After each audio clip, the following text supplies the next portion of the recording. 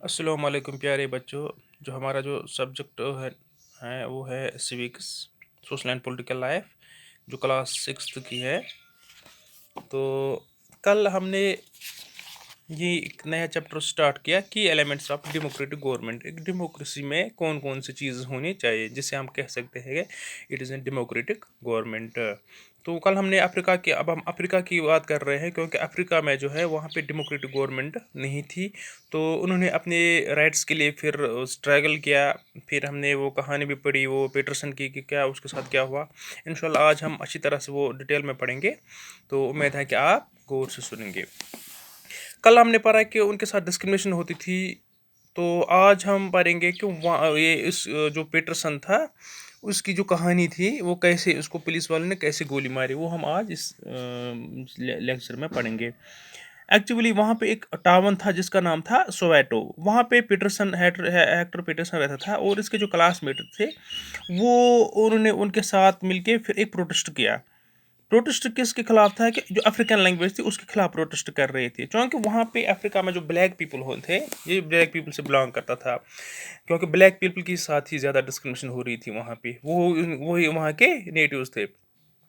तो वहाँ पे क्या था कि उनकी जो अपनी लैंग्वेज थी जोलू, वो उनको बोल रहे वाइट पीपल उनको कह रहे थे कि आप जो हमारी जो लैंग्वेज है वही आप वहाँ पे अडॉप्ट करोगे, वही आप वहाँ पे पढ़ोगे। तो उसके खिलाफ वो प्रोटेस्ट कर रहे थे। उसके क्लासमेट जो थे बाकी स्टूडेंट्स थे, फिर एक हुजूम बने, एक ग्रुप ये बनाई, प्रोटेस्टर्स आए। फिर वहाँ पे एक क्राउड बना, जो क्राउड है पुलिस वहाँ उनके खिलाफ वो आवाज़ उठाई, प्रोटेस्ट किया। लेकिन वहाँ से क्या हुआ कि पुलिस वालों ने उनके उनके साथ बहुत जुल्म किया, उन पे लाठियाँ मारी, उन पे फायर चलाई। और आखिरकार लास्ट पे जो है पीटरसन जो है उस पर गोली लगी, गोली की वजह से फिर वो मर गए। तो ये वाक़ा है 16 जून 1976 की। तो उसके बाद चूँकि वहाँ पे जो है उन्होंने वो जुल्म किया, क्योंकि जब कोई चीज़ जुल्म की इंतहा होती है फिर उसके खिलाफ आवाज़ उठती है। तो फिर वहाँ पे एक पार्टी उठी, अफ्रीकन नेशनल कांग्रेस की पार्टी। वहाँ पे जो बड़े बड़े लीडर्स थे अफ्रीका में, जो ब्लैक पीपल के लीडर्स थे, वो उसमें शामिल हुए। फिर एक प्रोटेस्ट चला, स्ट्रगल चली, तहरीक चली। उसमें नेल्सन मंडेला, जिसको हम सब जानते हैं, नेल्सन मंडेला जिन्होंने अफ्रीका को आज़ाद दिलाए इन वाइट पीपल से, तो वो उनको लीड कर रहे थे। फिर वो जो एफर्थाइड जो लाज थे वहाँ पे, जो लाज ऐसे कानून जिसकी वजह से फिर लोगों को बांटा जाता था on the base of colour, बहुत बुरा सलूक किया जाता था या डिस्क्रिमिनेशन की जाती थी उन लोगों के साथ, ब्लैक पीपल्स के साथ। उनको जानवर जैसा, जानवर की तरह सलूक किया जाता था।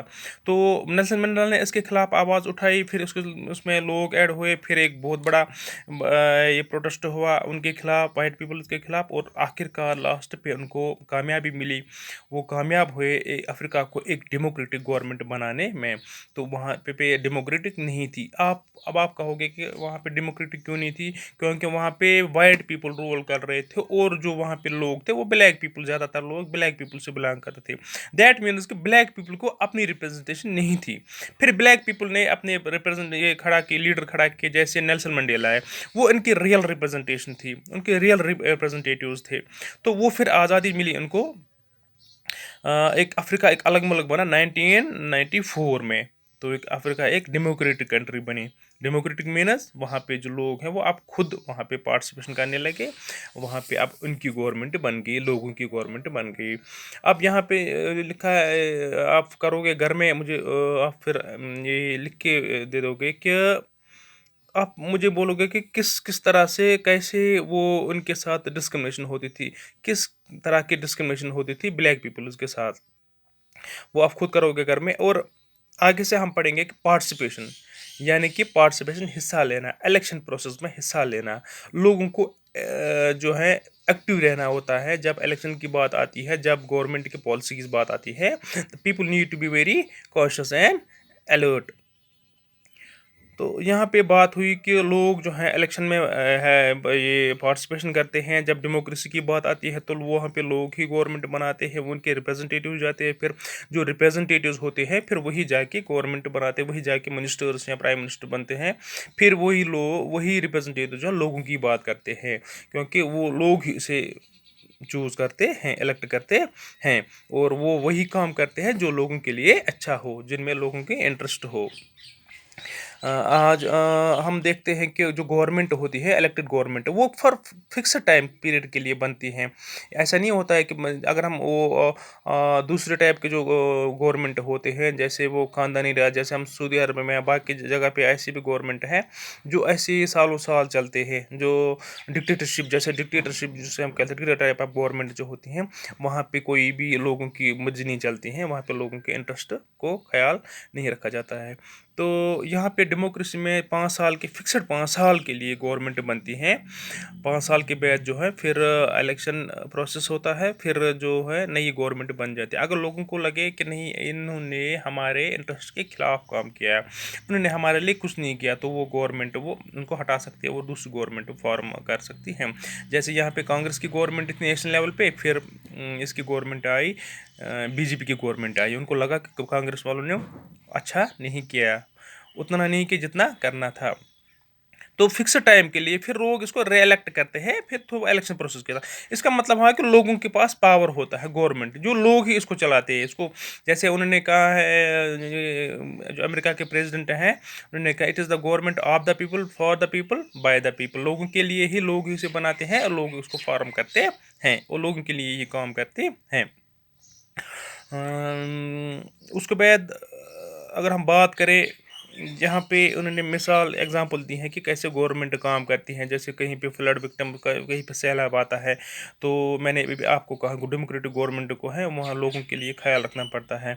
जैसे सैलाब आया, फिर कंपनसेशन की बात होती है, किसी का घर उजड़ गया, किसी का कुछ ज़मीन जो है या प्रॉपर्टी जो है वो सैलाब में सैलाब की वजह से नुकसान हुआ उसको, तो वो गवर्नमेंट जो वहाँ पे कंपनसेशन करती है। या कहीं पे अगर लगता है कि कहीं पे कुछ वाइल्ड लाइफ में जंगल में कुछ ऐसे टाइगर्स है, उनकी जो है तादाद कम होती जा रही है, इसके खिलाफ आवाज़ उठाते हैं लोग, फिर गवर्नमेंट जो है उनके खिलाफ कुछ ऐसे कानून बनाने होते हैं जिससे कि वो बैलेंस में रहे। इसी तरह से कहीं पे पानी नहीं है, कहीं पे बिजली नहीं है, कहीं पे सड़क नहीं है, तो लोग उसको प्रोटेस्ट करके फिर गवर्नमेंट जो है उसकी तरफ तवज्जो देती है। दूसरी तरह से भी हम पार्टिसिपेशन कर सकते हैं। जैसे कि इलेक्शन की बात हुई, तो इलेक्शन में लोगों ने 5 साल के गवर्नमेंट बनी, लेकिन इसका मतलब ये नहीं हुआ कि गवर्नमेंट जो बन गई है अब वो उनको मर्जी जो है वो खुद काम करेंगे अपनी मर्जी से, नहीं। उनको वही काम करना होता जो लोग पसंद करते हैं, जो लोगों की बहबूदी के लिए हो। हम बात करते हैं कि जब यहाँ पे मिसाल एक दी है कि 2005 में जो है गवर्नमेंट ने जो है बिल इलेक्ट्रिसिटी जो तरफ है उसको इंक्रीज़ किया, उसमें थोड़ा सा इंक्रीज़ किया, बिल जो है ज़्यादा की, तो लोगों ने इस पर ज़्यादा गुस्सा जताया, तो उसके बाद जो प्रोटेस्ट हुए, फिर जो गवर्नमेंट है उसको फिर वो कानून वापस लेना पड़ा। मैं दूसरी मिसाल दूंगा आपको, लेटेस्ट मिसाल दूंगा। यहाँ पे जो है गवर्नमेंट जम्मू कश्मीर जो यूटी बनी है अक्टूबर 2019 से, तो यहाँ पे जो फिर डोमिसाइल जो एक्ट रिसेंटली जो पास हुआ है, लेकिन उसके खिलाफ जो लोगों ने आवाज़ उठाई कि नहीं, इसमें कुछ ऐसी भी लाज है जो एंटी पीपल हैं, लोगों के खिलाफ हैं।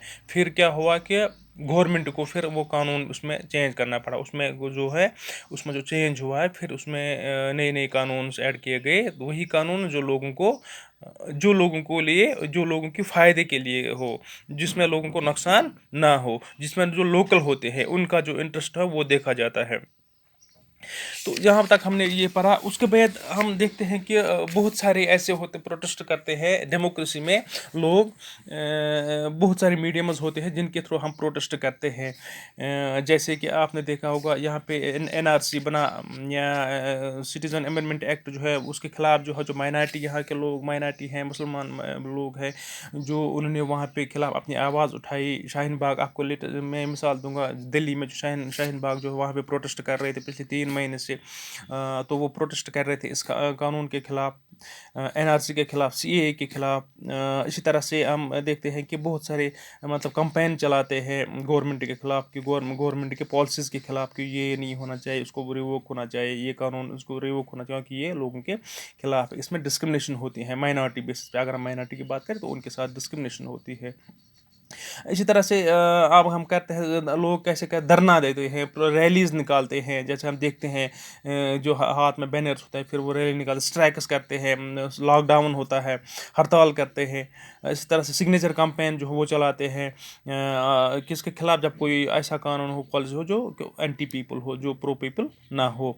इसी तरह से न्यूज़पेपर्स में भी आर्टिकल्स आते हैं, न्यूज़पेपर्स का भी रोल बनता है, टीवी जो होता है, टीवी पे जो जर्नलिस्ट होते हैं, इनका भी रोल बनता है कि वो डिस्कस करते हैं कि कौन सी गवर्नमेंट कैसी, इनकी रिस्पॉन्सिबिलिटी क्या है और इश्यूज़ क्या है जो लोगों को, जिसकी वजह से लोगों को तकलीफ होती या प्रॉब्लम आती है। तो रियल डेमोक्रेसी में क्या होता है कि वहाँ पे पीपल को पार्टिसिपेशन की जाती है, वहाँ पे लोग ही उसको पार्टिसिपेट करते हैं, फिर इलेक्ट गवर्नमेंट करते हैं। लेकिन कभी कभार ऐसा होता है कि हर तरह के से लोग, जैसे अफ्रीका में होता था कि वहाँ पे तीन टाइप के रेसेस थे। एक तो ब्लैक पीपल, वाइट पीपल और ब्राउन पीपल। तो वहाँ पे डिस्क्रिमिनेशन होती थी। ऐसे अगर हम कहेंगे कि हिंदुस्तान में भी ये नहीं होना चाहिए कि माइनॉरिटी की बेसिस पे किसी के साथ डिस्क्रिमिनेशन हो। जैसे CAA पास हुआ कि माइनॉरिटीज़ को लगा कि नहीं, हमारे साथ जो है, हमारे जो एक पर्टिकुलर माइनॉरिटी के साथ इनजस्टिस हुआ है, तो ऐसे डेमोक्रेसी में नहीं होता है। फिर वहाँ उनके खिलाफ आवाज़ माइनॉरिटीज़ लोग, जैसे दलित्स हैं, आदिवासीज़ हैं, वो या वुमेन्स हैं या कुछ और हैं, वो फिर पार्टिसिपेशन करते हैं, इसके खिलाफ अपनी आवाज़ उठाते हैं। तो यहाँ तक हमारा जो है आज का टॉपिक ख़त्म हुआ। तो उम्मीद है कि आपको अच्छी तरह से समझ आया होगा कि किस तरह से अफ्रीकन जो है उनको आज़ादी मिली वाइट पीपल से, वहाँ पे कैसे वो रेसिज्म जो है ख़त्म हुआ, वहाँ पे कैसे जो है डेमोक्रेसी एस्टेब्लिश हुई। वो इस तरह से हमने ये भी पढ़ा कि कैसे किस तरह से हम पार्टिसिपेशन करते हैं, लोग गवर्नमेंट जो पॉलिसीज़ हैं इनके खिलाफ कौन कौन से तरीके हैं जिसको हम प्रोटेस्ट कर सकते हैं, जैसे न्यूज़पेपर्स में आते हैं, धरना करते हैं, रैलीज़ करते हैं। तो इंशाल्लाह नेक्स्ट में हम पढ़ेंगे कि जो कॉन्फ्लिक्ट जो होता है कंट्री में, जब डेमोक्रेसी की होती है तो वहाँ पे कॉन्फ्लिक्ट जो होता है माइनॉरिटी, मेजॉरिटेरियन और माइनॉरिटी के बीच में जो कॉन्फ्लिक्ट होता है, वो किस तरह से हम उसको सॉल्व कर सकते हैं। ऐसे कौन कौन कौन सी प्रॉब्लम होती है जिससे हम उसको ख़त्म कर सकें।